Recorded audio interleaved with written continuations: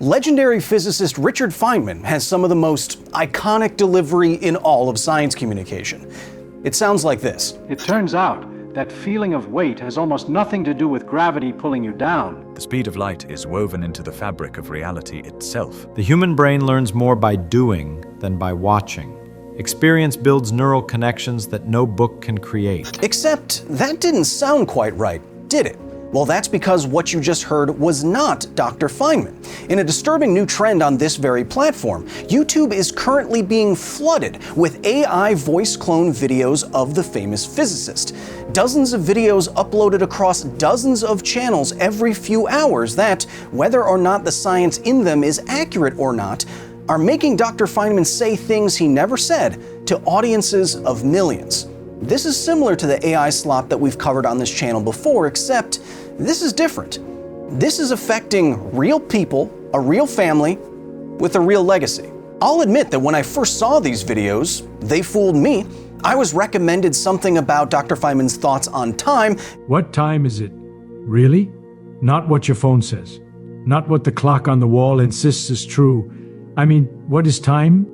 We use it constantly. We complain about not having enough of it. Only to find that the sentences weren't assembled in a coherent paragraph, something that Dr. Feynman could obviously deliver. So then I checked the channel's description and I saw these phrases: independent, not affiliated, for educational purposes only. Red flags. Then I did some digging. Another channel, another disclaimer. Another channel, another disclaimer. Another channel, another disclaimer. It was now clear to me that I'd found a new repository of AI slop spam, intended to make a quick buck. I stopped looking after I hit 50 offending channels. It started off small when I was first researching this video, but these channels are now releasing hundreds of videos a month.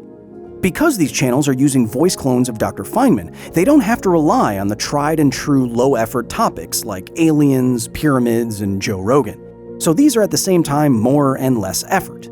A new scam. These videos, some with millions of views, are trading in on the reputation and style of Feynman specifically because he was so good at saying science words, which makes all this feel more personal and more morally questionable. And as we will see, this scam has spread far beyond Dr. Feynman.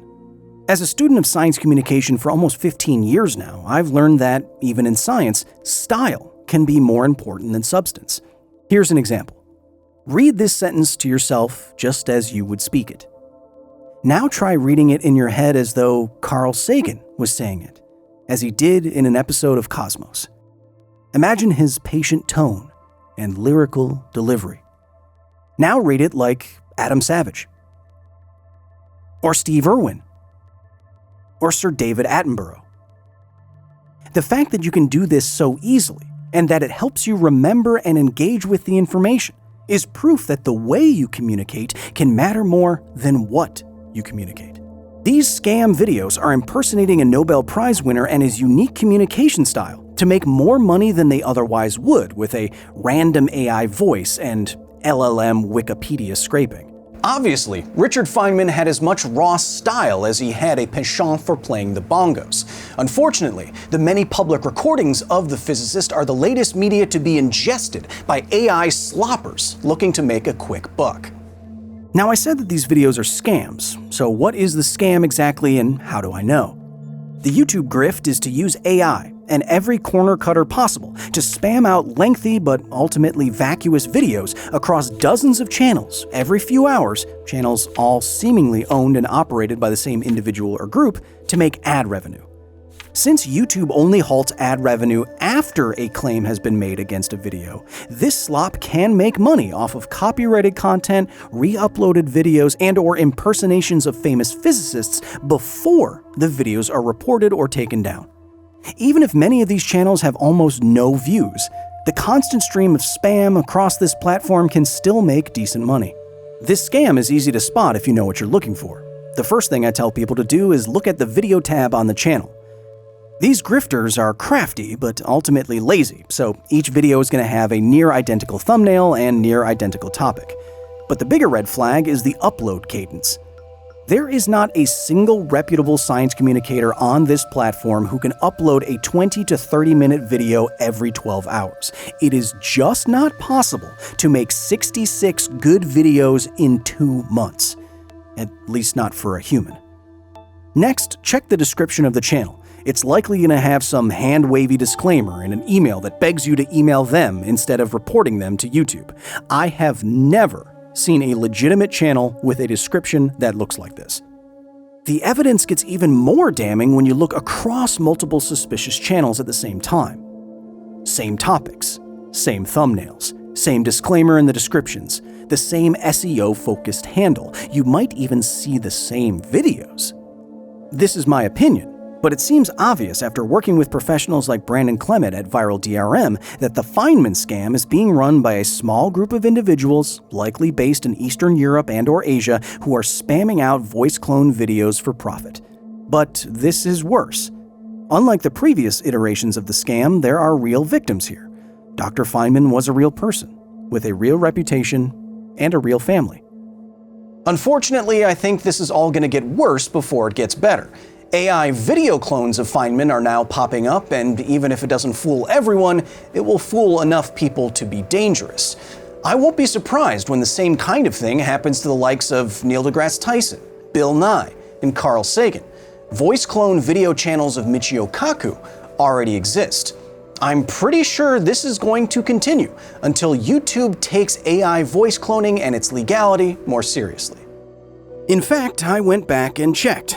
I immediately found another Feynman channel that is particularly shameless. There are channels with a clone of theoretical physicist Leonard Susskind, sci-fi author John Michael Gaudier, and Brian Greene. There are whole channels impersonating Nobel Prize winner Kip Thorne, and a whole lot of slop content of Michio Kaku, even more than I thought. This is YouTube's celebrity scientist problem.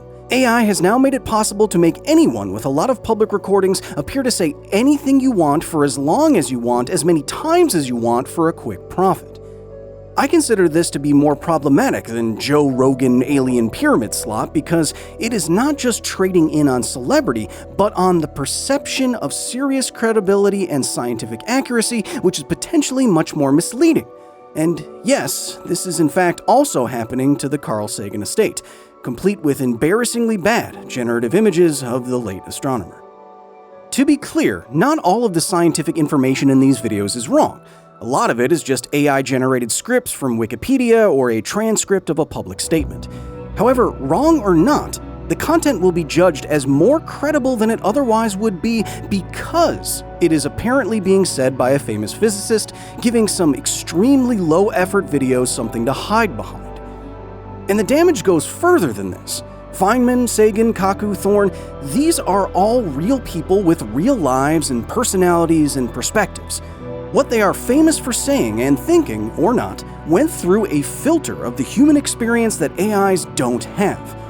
Their all-important style, the very thing that this slop is trying to recreate, is ultimately lost, diluted away by boring, soulless digital litter.